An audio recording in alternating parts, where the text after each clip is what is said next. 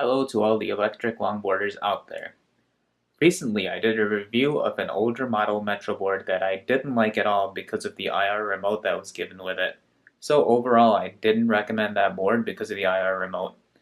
Well, now I have the latest and greatest Metroboard. It's a monodrive, and this is the newest one as of October 2016. The major change was the remote. They now have a new trigger style RF remote. This is just one of many electric longboards I'll be reviewing.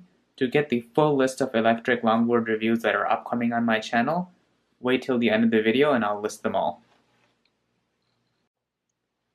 The exact board that I have is the Metroboard 41-inch Slim Stealth Edition with 97mm ABEC 11 flywheels and a 20-mile battery pack.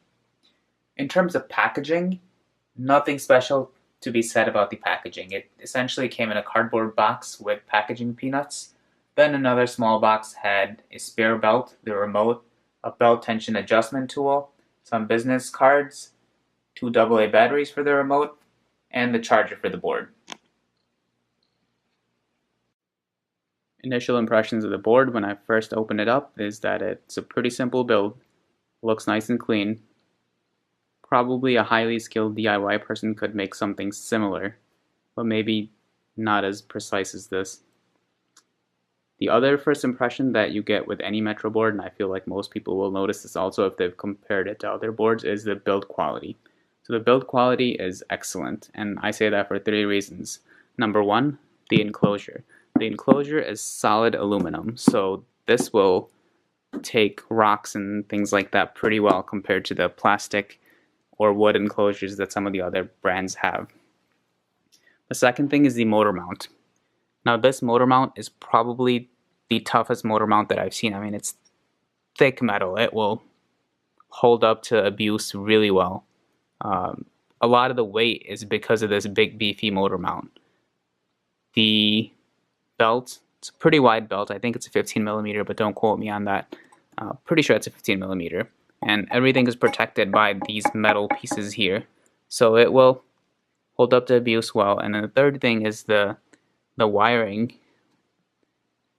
has this thick material around it, so it's protected pretty well, and that will also do well with rocks and things that hit it. So I think they did a really good job with the build quality. And besides that, it's just a simple board. You have the drivetrain here going into the electronics in here. The on-off button is here.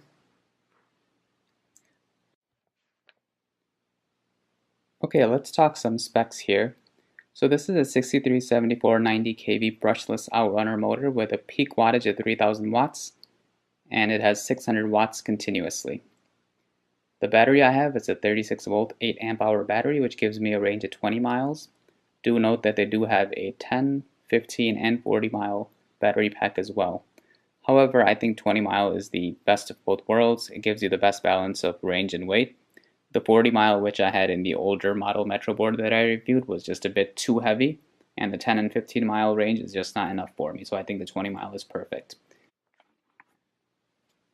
Price-wise, this board costs $1,349 US, and the shipping within US is $50, so a total cost of this board is about $1,400 US. The claimed top speed is 20 miles per hour, however in my testing I got 18 miles per hour continuously. It is also important to note that you do not ever kick push this board while the power is off, and this is per Metroboard's user manual. They state that it can damage the electronics if you try to do that, so if you want to do that, just make sure you turn the power on. Okay, let's talk about the remote now, and we'll go over the functions of the remote. The remote is the biggest change in the new Metroboard, and this makes this board a whole new board because the previous remote was horrible, as I said. Good thing they're not selling that anymore. So, you will need a screwdriver for this remote, a Phillips head, to unscrew this and put the AA batteries in. The screwdriver did not come with the board. The 2 AA batteries did come with the board. The remote batteries last 50 hours. However, if you're riding this, always keep a spare with you. But 50 hours is a pretty long time. Per Metroboard, when the remote batteries are low, the wireless connection will become unreliable, And as soon as you notice that the signal starts to drop out, it's best to stop riding and change your batteries. This is to avoid any safety issues. There's not really an indicator for batteries on this remote, as far as I know, and I don't think Metroboard mentioned anything either. So basically, once it starts cutting out, time to get new batteries. The remote is much better than their Ultra IR remote. There's a solid connection from my testing. There was no dropouts and it's pretty easy to use. Okay, functionality wise, this remote is very similar to remotes used by hobby RC cars, so if you have experience with those, you'll be pretty much set to go. The way it works is you just hold it, and then if you want to accelerate, you pull it towards you all the way, and if you want to brake, you pull it out. And then if you're not doing anything and from a standstill, if you push brakes, it will slowly go into reverse. The reverse is limited to a very slow speed. Okay, so let's turn the board on. 2 beeps. 2 beeps means it's at 50%. Whenever you turn the board on, it'll beep from 1 through 4 times. 5 times is literally 100% charge, but after that it'll go from 1 through 4, indicating how much battery you have left. And then to turn the remote on, there's a button right here. Turn it on. Okay. Oops, I hit the trigger. So the remote is on now. There's a red light here to indicate that the remote is on. And now it is connected to the board. So, pull it in. We'll go reverse. Or if you pull it in and you push it forward, it will brake. The other thing is if you pull this back, it's sort of like a horn. Just does beeps. And then if you pull it forward, it does the same thing as turning on the board. It indicates the battery level to you. So pulling it forward, it's 2 beeps. That means I have somewhere between 25 to 50% battery. Now there's actually 4 different levels for braking and 9 different levels for acceleration. I always keep it at the max for both braking and acceleration. But if you want to change it, especially for kids, what you do is you hold this back and push. You basically pull this thumb wheel back as if you're honking your horn, and you hold it there, and if you push it forward, it'll change the braking level. If you pull it in, it'll change the acceleration level. So let's change the braking level. The number of beeps indicates levels of 1 through 4, with 4 being the highest. So when you pull it back, that's level 4. Let's go to level 1 after this. 1. Level 2. That's level 3 for braking. So that's how you adjust the braking. In terms of adjusting the acceleration settings, pull this back again and you pull it in.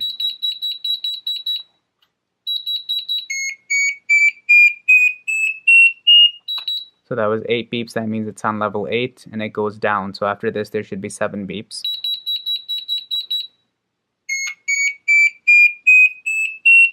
And then if I pull it again, it'll go to 6 beeps.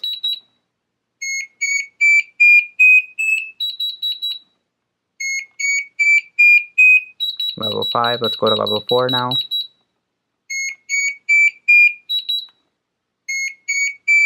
3, 2, 1, and then we're going to go back to 9, which is the max.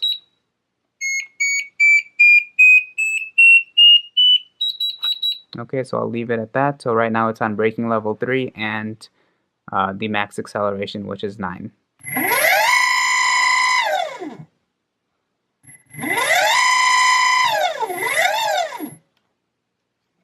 Anytime you want to put it in your pocket, make sure you turn it off before, otherwise this trigger is pretty sensitive. While putting it in your pocket, you can hit it and the board can go flying. Now, I'm not sure if you guys noticed, but compared to the older Metroboard, which had step acceleration, this has stepless linear acceleration, which I think is a huge improvement as well. They must have updated the ESC settings, because that was one of my biggest complaints as well, aside from the remote, is the acceleration was in steps. So let's turn this on, turn the remote on here. Okay, remote is on, so look how linear the acceleration is. It goes It smoothly accelerates rather than doing it in steps. And this is how e-board should be.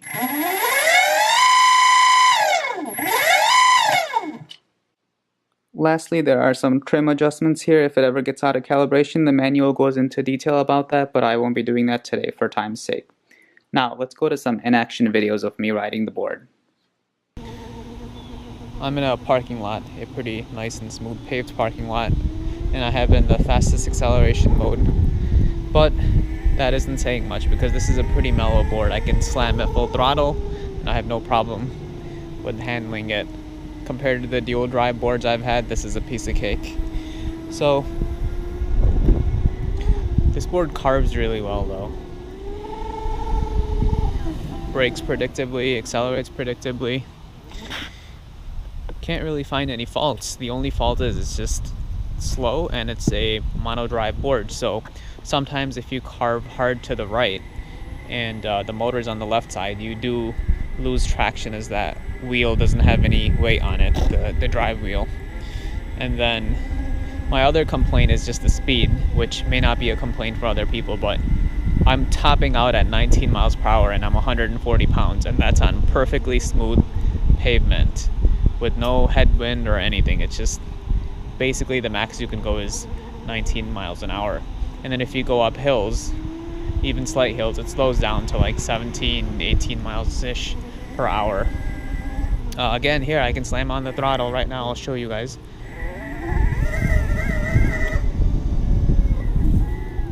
There's a brake.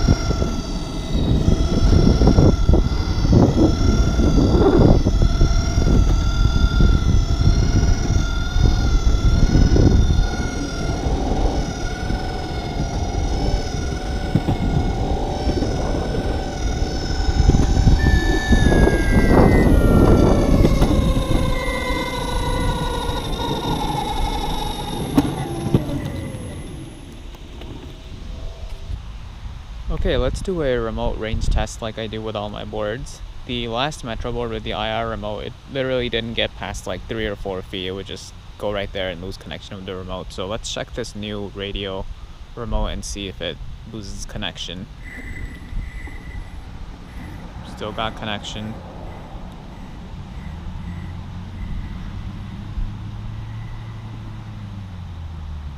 Yep, it still has connection, and that board is, so far you guys probably can't even see it on the camera. Okay, so this is unbelievable.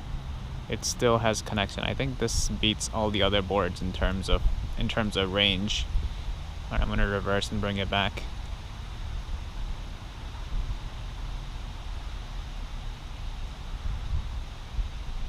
It reverses at a preset slow speed. I can easily say that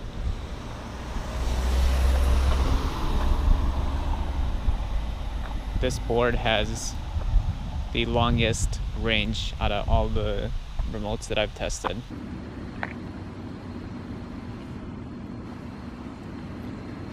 So they're pretty bright, and they keep getting brighter as the sun goes down and it gets darker. Especially if you're right behind the board.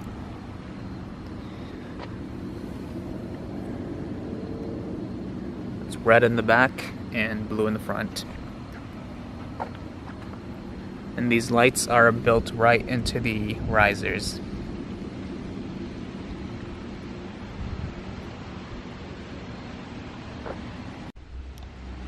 Okay, so this remote actually has a few different modes, 9 different modes for the acceleration and 4 different settings for the braking. I usually keep it on the maximum braking because I'm used to that, and acceleration wise I keep it on the max too. But I put it on acceleration level 1, 2, and 3 just to test it out. On acceleration level 1, it only has 30% of the power and it's pretty much useless. It goes like maybe 4 miles an hour. On acceleration mode 2, it states that it has 50% of the power, and I tested the speed and it goes at a max of 8 miles an hour, so again, pretty slow. I guess it would be good for kids or someone who's never been on a board before. So, again, you press this trigger and it will accelerate. And the more you pull it in, it pretty smoothly increases the throttle.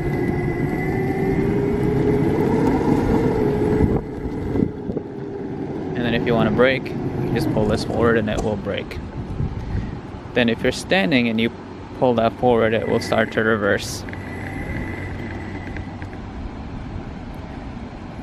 And then you have a horn here. You pull this back, sort of a beep. You push this forward, it'll tell you the battery level. So it has 3 beeps, that means I have around 70% battery.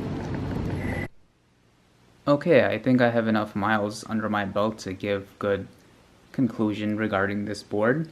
But before I discuss my final thoughts, I do want to mention some things that I didn't test. So hill climbing wasn't tested. Although I'm pretty confident that it can handle most hills in Michigan. It does slow down though as you're going up on hills. On very mild hills I noticed it going to 17, 16 miles per hour, so on steeper hills it may slow down a bit more. If you live in an area like San Francisco where you have a lot of hills, then you probably should be considering dual drive boards only, not single drive boards like this one. In terms of range, I'm pretty confident that this can get the 20-mile range. When Metroboard advertises their range, they actually mean it, unlike some other manufacturers.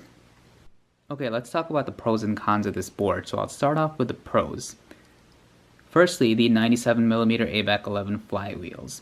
Now this board comes with 83 and 97, but don't even consider the 83mm. Definitely go with the 93mm ABAC 11 flywheels. These are probably the best wheels out there for e-boarding. They're big, they're soft, they absorb up all sorts of bumps and make your ride comfortable. They're the best. Go with these wheels. The second thing that I liked about this board was the build quality, as I mentioned. It has rock solid build quality, especially that motor mount. Another good thing about this board is the options for decks. So the versatility with the kind of decks you can get. Metroboard has a few options for you. They have the hardwood decks and they have the stealth edition. And then lastly, you can even send them a deck of your choice as long as it's big enough and it has enough room to fit the battery and the electronics. They will mount these on whatever board you send them. It also carves well because of the concavity of the deck. Let me see if I can get a better shot of that. So if you look here, guys, you can see the deck is concave, and that helps you with your deep carves. I also wanted to point out that this deck has a slightly raised tail here. I'm not sure if you can notice, and that just helps you pop it up if you ever need to tail is very slightly raised. Barely noticeable, but it is raised a little bit. Just helps you pop it if you ever need to just push it up and grab it. Another pro of the Metroboard is the battery options, so you get options to get different ranges. I think 20 miles will work out well for most people, but hey, if you need a 40-mile pack, go for it if you're willing to handle the extra weight, or if you need an even lighter board, you can look at the 10-mile and the 15-mile pack if those ranges will work for you. Another pro is the remote. The part that I absolutely hated about the older Metroboards was the IR remote, but this remote actually makes this board a joy to use. It's easy to learn, simple, and it does the job. It is a bit bulky though. Also, the customer service from Metroboard is excellent. Elan from Metroboard is very responsive and he will help you out with whatever you need. So he rocks. This board is very easy to use and very beginner friendly. So I think it's an excellent option as a good first board or a board to learn e-boarding on.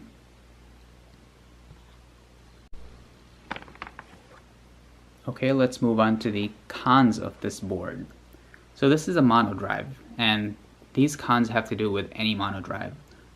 Any mono or single drive boards will have less acceleration, less traction, less torque, and less hill climbing ability than dual drive boards. So keep that in mind. I will mention that Metroboard does have a dual drive board coming soon. I'll talk more about that at the end. Essentially, it's two of these motors and a dual diagonal setup, so one will be here and one will be on that wheel over there, so it's going to double the torque. Another con of this board, especially for me, is the slow top speed of 18 miles per hour. That can also be a pro because it makes it good for beginners, but after the dual drive boards that I've ridden and the high performance DIY boards, that's definitely a huge con for me, and this just feels way too slow for me. Again, this can be a pro for you, especially if this is your first e-board. You don't want it to go too fast. I also think this board is priced high by about $200, so the retail price of this particular board with a 20-mile battery pack is $1,400. I think it should be $1,200. The 15 miles should be $1,100 and the 10 miles should be $1,000 even. So that's the pricing structure I feel they should have for their mono drive boards. Hopefully when that dual drive comes out, they will adjust the pricing accordingly. Finally, the last con, and many people have told me this, that it's just not a pretty board compared to some of the other boards on the market. So aesthetically, it's not really pleasing compared to what some other companies are putting out. Again, looks are always a personal thing. Beauty is in the eye of the beholder, but in general, most people will agree that this board is not the best looking board. Now, would I recommend this board over other dual drive boards such as the Evolve GT series or the Boosted Dual Plus with the extended pack? No, I would not actually. If you can spend the extra money, definitely go for those dual drive boards. Performance-wise, they'll just be much better.